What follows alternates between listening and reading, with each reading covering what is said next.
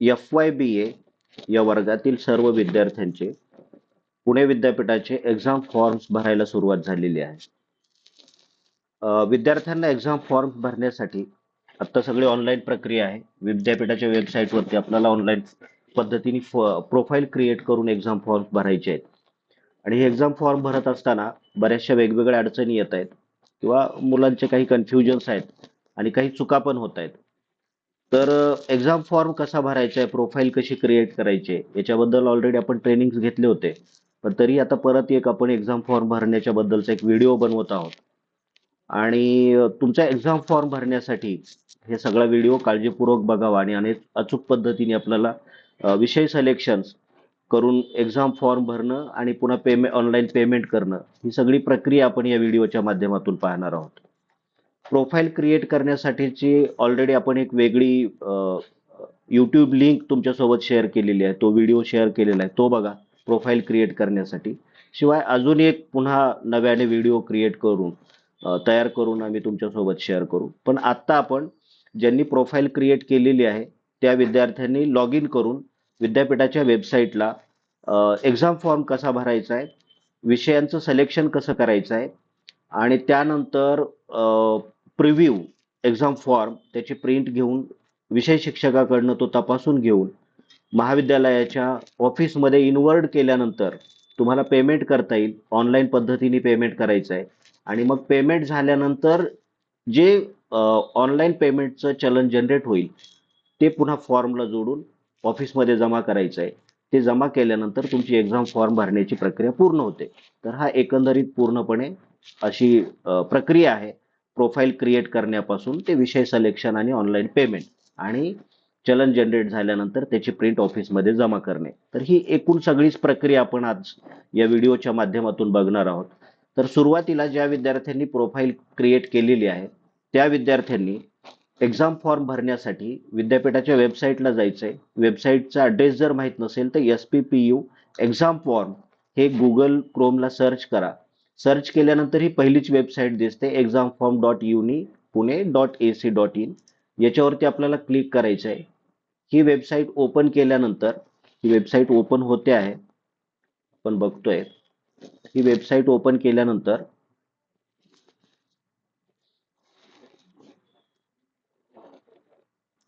ही website open केल्यानंतर आपल्याला हा इंटरफेस दिसेल. याच्यावरती तुम्ही बघा, इथं प्रोसीड टू लॉग इन. आता आपल्याला लॉग इन करायचं आहे. प्रोसीड टू लॉग इन केल्यानंतर आपल्याला लॉग इन करण्यासाठी हा इंटरफेस दिसेल. हा इंटरफेस दिसल्यानंतर इथं डाव्या बाजूला तुम्हाला स्टुडंट्सच्या खाली create account and log in हे दोन ऑप्शन आहेत. किंवा स्क्रोल डाऊन केल्यानंतर इथं दोन ऑप्शन दिसतात, create account and log in. तर आपल्याला अकाउंट क्रिएट नाही करायचं, ऑलरेडी आपण अकाउंट क्रिएट केलेलं आहे. आता आपल्याला लॉग इन करायचं आहे. तर इथं क्लिक करून किंवा खालच्या बाजूला आपण क्लिक केल्यानंतर लॉग इनसाठी हा इंटरफेस येईल. याच्यावरती आपल्याला सिलेक्ट करायचं आहे मोबाईल नंबर. मोबाईल नंबरद्वारे आपल्याला लॉग इन करायचं आहे आणि याचा डेमो बघण्यासाठी आपण एका विद्यार्थ्याचं प्रत्यक्ष लॉग इन करून त्याचा एक्झाम फॉर्म आपण भरणार आहोत आणि तो प्रत्यक्षात ही सगळी प्रक्रिया आपल्याला कशी करायची आहे हे आपल्या लक्षात येईल. तर एका विद्यार्थ्याचा आपण भरणार आहोत. मोबाईल नंबर सांगा मला. आपण ओके, एका विद्यार्थ्याचं त्याच्या प्रोफाईलला आपण लॉग इन करतोय. तुम्ही तुमची प्रोफाईल क्रिएट केलेली असेल, तुमचा मोबाईल नंबर आणि तुम्ही जो पासवर्ड त्यासाठी क्रिएट केलेला आहे तो पासवर्ड टाकून तुम्हाला लॉग इन करायचं आहे. आणि लॉग इन केल्यानंतर हा इंटरफेस येतो. तुम्हाला इथं तुमचे डिटेल्स दिसतील हे सगळे. इथं लॉग इन केल्यानंतर इथं बघा शेवटचा इथं वेगवेगळे ऑप्शन आहेत. इथं शेवटी ऑप्शन आहे एक्झाम फॉर्मचा. त्या एक्झाम फॉर्म ऑप्शनवरती आपल्याला क्लिक करायचं आहे. एक्झाम फॉर्म ऑप्शनवरती क्लिक केल्यानंतर आता पुढचा इंटरफेस ओपन होईल, पुढचं पेज ओपन होईल ज्यामध्ये आपल्याला एक्झाम फॉर्म भरायचा आहे. तर आपल्याला एक्झाम फॉर्मवरती क्लिक केल्यानंतर पुढचं पेज ओपन होत आहे. ओके, तर एक्झाम फॉर्मवरती क्लिक केल्यानंतर पुन्हा हा इंटरफेस येईल. याच्यावरती इथं आपल्याला प्रोसीड दिसेल. अगोदर प्रोसीड टू लॉग इन होतं, आता इथं फक्त प्रोसीड आहे. Proceed it means proceed for the examination form. याच्यावरती क्लिक करायचंय. इथं हा इंटरफेस येईल. इथं आपल्याला दोन ऑप्शन दिसतात, फर्स्ट इयर आणि अदर दॅन फर्स्ट इयर. इथं फर्स्ट इयरच्या विद्यार्थ्यांना सुद्धा, प्रथम वर्षाच्या विद्यार्थ्यांना सुद्धा ऑदर दॅन फर्स्ट इयर हाच ऑप्शन सिलेक्ट करायचा आहे. फर्स्ट इयर हा ऑप्शन सिलेक्ट करायचा नाही. तो ऑप्शन सिलेक्ट केल्यानंतर विषय आपल्याला सगळे दिसणार नाहीत.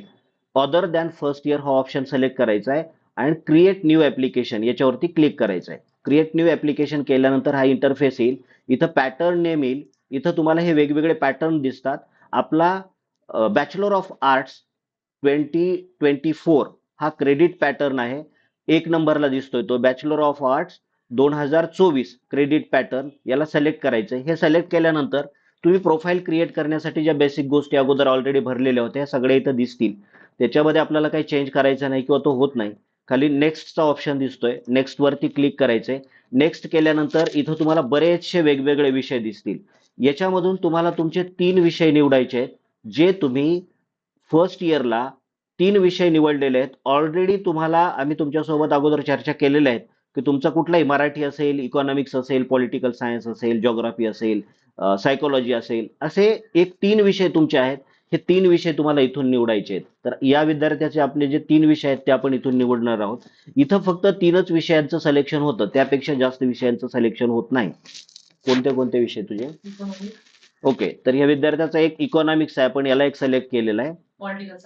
पॉलिटिकल सायन्स हा इथं बघा पॉलिटिकल सायन्स दिसतो. याच्यावरती एक आपण सिलेक्ट केलंय आणि ऑप्शनल इंग्लिश आहे. ज्या विद्यार्थ्यांचे जे विषय असतील ते सिलेक्ट करायचे. तर या विद्यार्थ्याचा इकॉनॉमिक्स आहे, पॉलिटिकल सायन्स आहे आणि ऑप्शनल इंग्लिश आहे. हे 3 विषय सिलेक्ट केले आहेत. आता बघा कशावरही क्लिक होत नाही 3 विषय झाल्यानंतर. याच्यानंतर आपल्याला सेव्ह अँड नेक्स्ट म्हणायचंय. सेव्ह अँड नेक्स्ट केल्यानंतर आपल्याला हा इंटरफेस दिसतो. याच्यामध्ये बघा जे आपण 3 विषय निवडले होते त्या तिन्ही विषयाचे 2-2 पेपर इथं दिसतात. ते बाय डिफॉल्ट येतात. इकॉनॉमिक्सचे 2 पेपर आलेत, ऑप्शनल इंग्लिशचे 2 पेपर आलेत, पॉलिटिकल सायन्सचे 2 पेपर आलेत. हे 2 पेपर येण्याच्या पाठीमागचं कारण असं आहे, एक पेपर त्यातला थेअरी आहे आणि एक प्रॅक्टिकल आहे. इथं जे दिसतंय तुम्हाला कोडच्या पुढे T it means theory and P it means practical. तर प्रत्येक विषयाचा एक थेअरी एक प्रॅक्टिकल आहे. हे त्याचे कोड आहेत. हे 6 विषय बाय डिफॉल्ट येतात, जे आपण वरती अगोदर 3 सिलेक्ट केल्यामुळं. त्याच्यानंतर 2 विषय तुमचे कंपल्सरी येतात. इथं बघा कंपल्सरी सब्जेक्ट आहे AEC 101 developing communication competency in English. हा बाय डिफॉल्ट आलेला आहे. याच्यात आपल्याला बदल करता येत नाही.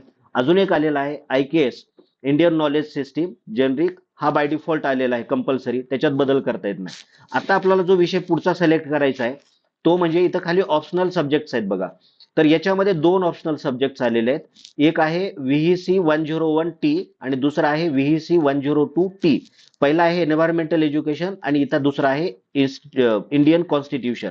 तर आपल्याला दोन्हीपैकी एक निवडायचा आहे. आपल्याला निवडायचं आहे इंडियन कॉन्स्टिट्यूशन. 2 नंबरला जो आहे त्याचा मी परत एकदा कोड सांगतो. व्हीईसी 102T. T it means theory, Indian constitution. Environment education हा निवडायचा नाहीये. ह्या दोन्हीपैकी एक निवडायचा आहे. हे बाकीचे आपोआप आलेले आहेत. आता इथं बघा तुमचे एकूण विषय होतात हे 6. हे 2 8 झाले. हा एक आपण निवडलेला आहे 9 झालेले आहेत. हे झाल्यानंतर आपल्याला पुन्हा आता सेव्ह अँड नेक्स्ट करायचं आहे. इथं तुम्हाला ऑप्शन दिसत असेल save and next. Save and next केल्यानंतर हा पुढचा ऑप्शन इंटरफेस ओपन होतो. इथं तुम्हाला दिसेल स्किल एनहान्समेंट कोर्स एसईसी. हा एक पेपर आपल्याला निवडायचा एसईसीचा. तर एसईसीचे एवढे पेपर आहेत त्याच्यामधून फक्त एक पेपर निवडायचा आहे आणि तो पेपर आहे तुमचा SEC 101 ENG English soft skill through English 1. हा जो दिसतंय इथं जे कर्सर तुम्हाला दिसतंय मी तुम्हाला सिलेक्ट करून दाखवतो. हा आपला एसईसीचा पेपर आहे.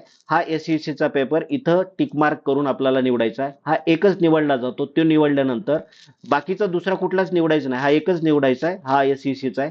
सेव्ह अँड नेक्स्ट म्हणायचंय. त्याच्यानंतर सेव्ह अँड नेक्स्ट असं आपण पुढे गेल्यानंतर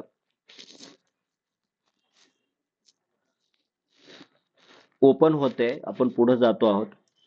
ओके, तर आपण सेव्ह अँड नेक्स्ट म्हटल्यानंतर आता ही विंडो ओपन होते. हे पेज ओपन होते. आता फक्त आपला एक पेपर सिलेक्ट करायचा राहिलेला आहे. तो आहे ओईचा, ज्याला आपण ओपन इलेक्टिव्ह म्हणतो. तर ओई हा आपला आर्ट्सचा नसतो. आर्ट्सच्या विद्यार्थ्यांना कॉमर्स किंवा सायन्सचा असतो. सायन्सच्या विद्यार्थ्यांना आर्ट्स किंवा कॉमर्सचा असतो आणि कॉमर्सच्या विद्यार्थ्यांना दुसऱ्या फॅकल्टीचा असतो. तर यावर्षी आता FYच्या विद्यार्थ्यांना सायन्सचा ओई आहे. तर त्याच्यामुळे पहिल्या ऑप्शनला आपण ड्रॉप डाऊनला इथं 2 ऑप्शन दिसतात. इथं सिलेक्ट केल्यानंतर सायन्स अँड टेक्नॉलॉजी हा ऑप्शन आपल्याला सिलेक्ट करायचा आहे. सॉरी, एरर आलेला आहे. आपण जरा चेक करूया. तर आता आपल्याला फक्त ओईचा विषय सिलेक्ट करायचा राहिलेला होता. इथं सिलेक्ट केल्यानंतर आपल्याला science and technology he faculty select करायची. त्याच्यानंतर सब फॅकल्टीमध्ये आपल्याला सायन्स सिलेक्ट करायचंय.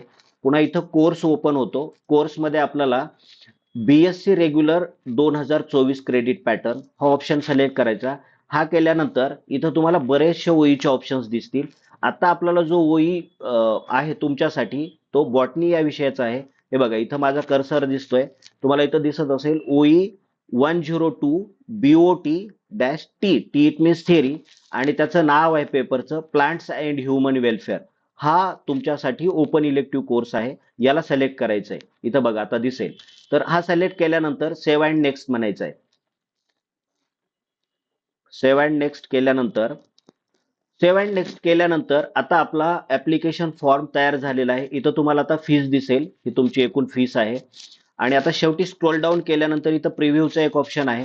प्रिव्ह्यू बघू शकता किंवा आता आपल्याला इथं शेवटचा जो ऑप्शन आहे इथं सिलेक्ट करायचा आहे. I have read all the check points and all things.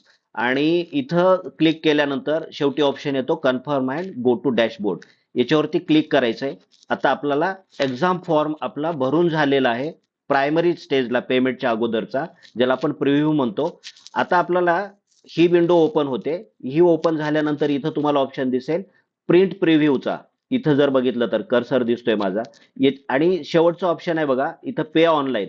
तर आत्ताच इथं पेमेंट होत नाही, ही लिंक एनेबल नाहीये. जेव्हा ही प्रिंट प्रिव्ह्यू याची आपण प्रिंट घेऊन शिक्षकाकडनं तपासून घेऊन ऑफिसमध्ये ही प्रिंट दाखवून आपला फॉर्म इन्वर्ट करणार नाही तोपर्यंत तुम्हाला इथं पेमेंट करता येणार नाही. इथं बघा आता प्रिव्ह्यू प्रिंटला आपण गेल्यानंतर याच्यावरती क्लिक केल्यानंतर आपला एक्झाम फॉर्म इथं डाउनलोड झालेला आहे पीडीएफ मध्ये. आपल्याला याची प्रिंट घ्यायची आहे.